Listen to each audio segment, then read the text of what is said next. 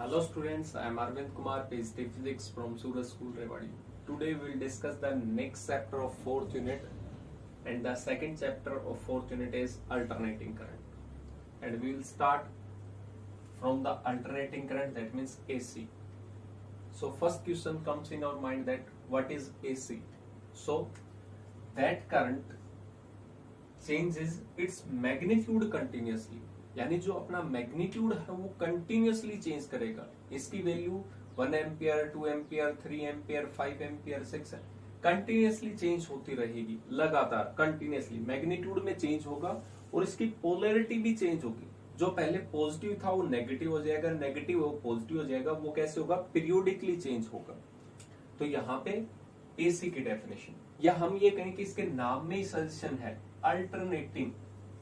क्या था basically? Alternating. और अल्टरनेटिंग का मतलब क्या होता है? जो चीज लगातार क्या हो रही हो, चेंज हो रही हो, उसको हम क्या बोलेंगे? Alternating current. इससे पहले अभी तक हमने सब चीजों में क्या डिस्कशन किया था? DC, that means direct current, जिसका मैग्नीट्यूड और पोलैरिटी क्या रहता है? कांस्टेंट रहता है, जो चेंज नहीं होता. तो यहाँ पे हम देखते हैं इसका कैसे हम रिप्रेजेंटेशन कर सकते हैं. तो बेसिकली यहाँ पे साइनोसॉइडल होते हैं हमारे सिलेबस में. साइनोसॉइडल मीन्स जो साइन और कोसाइन का कर्व को रिप्रेजेंट करते हैं. तो टाइम के रेस्पेक्ट में अगर मैं अल्टरनेटिंग, ये करंट है और इस करंट को रिप्रेजेंट करना चाहूं विद रेस्पेक्ट टू टाइम, तो टाइम जब 0 सेकंड था तो इसका मैग्नीट्यूड सपोज करते हैं 0 है.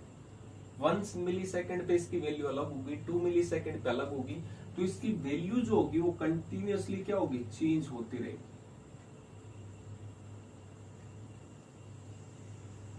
और इसकी पोलैरिटी ये कंटिन्यूअसली ऐसे चलता रहेगा प्रोसेस.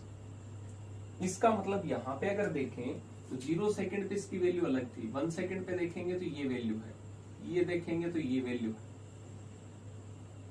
तो इसका मतलब इसकी जो वैल्यू है वो कंटिन्यूअसली क्या हो रही है? चेंज हो रही है. अलग अलग टाइम इंस्टेंट पे इसकी वैल्यू जो थी वो अलग अलग थी. इन सभी को अगर मैच करेंगे तो हमें मिलेगा एक शेप जिसको हम क्या बोल देते हैं? साइनोसॉइडल या एसी शेप. इस टाइम के बाद में, हाफ टाइम पीरियड के बाद में ये क्या हो जाता है? इसकी पोलैरिटी चेंज हो जाती है. इसका मतलब जो पॉजिटिव था वो नेगेटिव होगा, नेगेटिव है वो पॉजिटिव. तो यहाँ पे हम एसी के बारे में डिस्कशन कर रहे हैं. इससे पहले अभी तक हमने सब चीजों किस में डिस्कशन किया था? डीसी. तो इसकी कंटिन्यूअस वैल्यू चेंज हो रही है और इसकी पोलैरिटी भी चेंज हो रही है. अगर मैं इसको ओरिजिन मानूं तो इसके ऊपर पॉजिटिव था तो नीचे कैसा होगा? नेगेटिव. एक और चीज जो हमें इंपॉर्टेंट पॉइंट बताती है, जितना इसका पॉजिटिव पोर्शन होगा उतना ही इसका नेगेटिव पोर्शन होगा. इसका मतलब यहाँ पे जितना पॉजिटिव होता है उतना ही नेगेटिव होता है.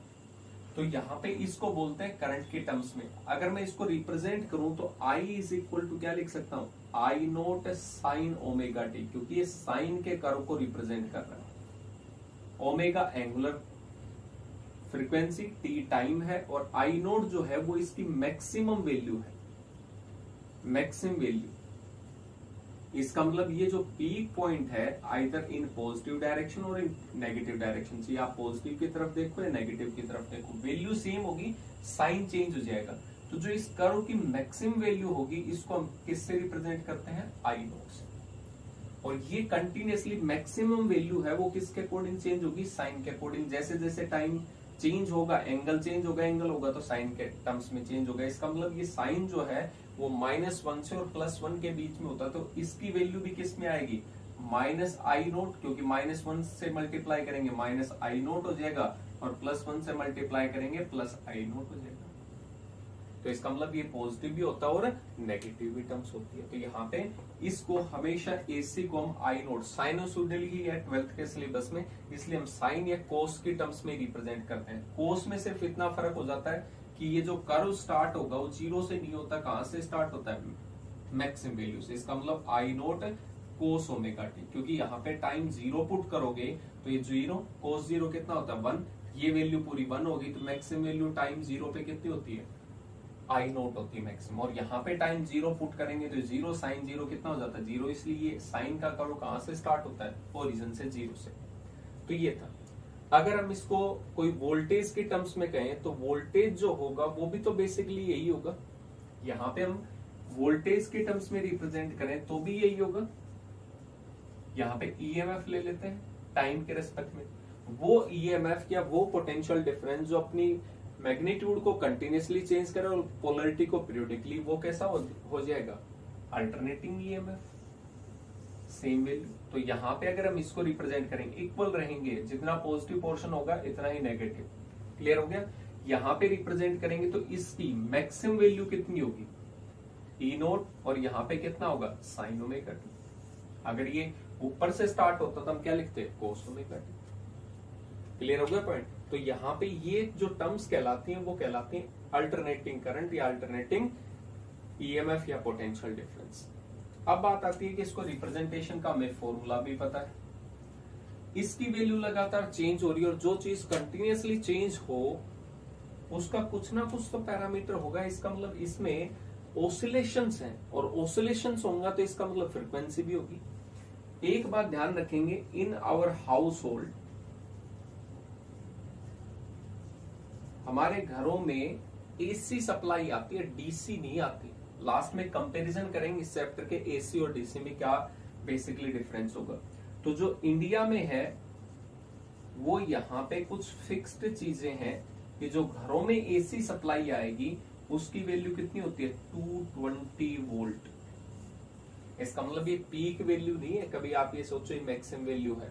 इसकी तो पोलरिटी कंटिन्यूसली क्या होती रहती है, चेंज होती रहती है। तो आगे पढ़ेंगे, जब भी हमें कुछ गिवन नहीं होता कि वह एवरेज वैल्यू है या क्या वैल्यू है, तो हम उसको आरएमएस वैल्यू मान के चलते हैं। अभी नेक्स्ट टॉपिक में डिस्कस करेंगे। इसका मतलब ये 220 वोल्ट आरएमएस वैल्यू है इस अल्टरनेटिंग करंट की, और इसकी रिपल्स भी होंगे, ऑसिलेशंस है तो इसमें फ्रीक्वेंसी भी होगी। और फ्रीक्वेंसी कितनी होती है इसमें, 50 हर्ट्ज फिक्स्ड है। इसका मतलब 50 साइकिल्स कंप्लीट होंगे इन 1 सेकंड। ये एक साइकिल है यहां से और यहां तक सेम पोजीशन तक आने के लिए, तो एक साइकिल, एक सेकंड में कितने साइकिल्स हो जाएंगे, ऐसे 50 साइकिल्स होंगे। तो टाइम पीरियड भी कैलकुलेट कर सकते हैं। इसका मतलब ये फ्रीक्वेंसी है और फ्रीक्वेंसी का रेसिप्रोकल जो होता है वो क्या होता है, टाइम पीरियड। तो 1/50 इज इक्वल टू 0.02 सेकेंड्स। इसका मतलब यहां से स्टार्ट होने में और वापस इसको हाफ साइकिल और ये फुल साइकिल यहां तक का जो होगा वो क्या कहलाएगा, टाइम पीरियड। और ये कितना टाइम लेगा, 0.02 सेकेंड्स। यानी एसी में हमें ये नहीं पता चल पाएगा कौन सा पॉजिटिव था कौन सा नेगेटिव। क्यों, क्योंकि इतना फास्टली चेंज होता है पोलरिटी। एक पोलरिटी को चेंज होने में कितना टाइम लगेगा, इसका भी हाफ में चेंज हो जाएगा। 0.01 सेकेंड में क्या हो जाएगा, चेंज हो जाती है पोलरिटी। तो ये टर्म्स थी। तो यहाँ पे अगर हम एंगुलर फ्रीक्वेंसी की बात करें तो एंगुलर फ्रीक्वेंसी कितनी होती है, 2 पाई इंटू में न्यू। अब न्यू फ्रीक्वेंसी कितनी है, 50 इंटू 2 100 पाई हो गया। इसको क्या लिखेंगे, रेडियन पर सेकेंड। इसका मतलब एंगुलर फ्रीक्वेंसी की टर्म्स में पूछे तो कितना लिखेंगे, 100 पाई। क्लियर हो गया। और वैसे नेचुरल फ्रीक्वेंसी, लीनियर फ्रीक्वेंसी के बारे में पूछे तो कितना लिखेंगे, 50 हर्ट्ज, 50 साइकिल्स पर सेकेंड। क्लियर हो गया पॉइंट। तो यहाँ पे ये टर्म्स थे। तो ये इंडिया में है 220 वोल्ट 50 हर्ट्ज टाइम पीरियड। अब बात करते हैं इसका, क्या हमें एसी को गैल्वेनोमीटर की हेल्प से मेजर कर सकते हैं? तो हमारा आंसर होगा नो, कि हम गैल्वेनोमीटर से एसी को मेजर नहीं कर सकते। We can not measure AC, measure AC by galvanometer. क्यों नहीं कर सकते? क्योंकि गैल्वेनोमीटर जो है वो एवरेज वैल्यू को मेजर करता है। किसको मेजर करता है, एवरेज वैल्यू को। और यहां पे अगर एवरेज वैल्यू देखें तो एक साइकिल के लिए कितना होता है, जितना पॉजिटिव था उतना ही नेगेटिव। तो इसका मतलब average value for AC is always equal to 0। अगर फुल साइकिल के लिए देखेंगे तो एवरेज वैल्यू जो आएगी वो कितनी होगी, 0। इसका मतलब गैल्वेनोमीटर जितने सेकंड में इधर पॉजिटिव में जा रहा था नेगेटिव में, उतने सेकंड में क्या होगा, तो ये एवरेज वैल्यू कितनी आ जाती है, 0। क्योंकि इतना फास्टली चेंज होता है पोलरिटी, तो वो गैल्वेनोमीटर जो है वो हमेशा कहां पे रहेगा, एवरेज वैल्यू पर। एवरेज वैल्यू कितनी होती है फॉर फुल साइकिल, 0। तो गैल्वेनोमीटर 0 पे रहेगा और हम ये सोचेंगे कि गैल्वेनोमीटर मेजर नहीं कर रहा। तो फिर मेजर किससे करते हैं एसी को, तो यहाँ पे हीटिंग इफेक्ट के ऊपर बेस्ड गैल्वेनोमीटर काम करता है, जिसको हम कहते हैं hot wire galvanometer. Heating effect के ऊपर बेस्ड होता है। यानी एसी पास हो या डीसी करंट पास हो, वायर जो होगा वो हीटअप तो होता ही है किसी भी केस में। तो उसके हीटिंग इफेक्ट के बेसिस पे हम पता कर सकते हैं कि हाँ कितना एसी करंट जा रहा है। तो इसलिए यहाँ पे नॉर्मल गैल्वेनोमीटर काम नहीं करता जो पढ़ रहे थे, यहाँ पे कौन सा काम करता है, हॉट वायर गैल्वेनोमीटर या कोई भी इंस्ट्रूमेंट जो हीटिंग इफेक्ट के ऊपर काम करता है, उससे हम एसी को मेजर कर सकते हैं। तो ये हमारे पास में बेसिक टर्म्स थी। इनका सिंबल देख लेते हैं। ये जो है ये हम बार बार पढ़ते आए, ये किसका सिंबल है, डीसी का। तो एसी को किससे करते हैं,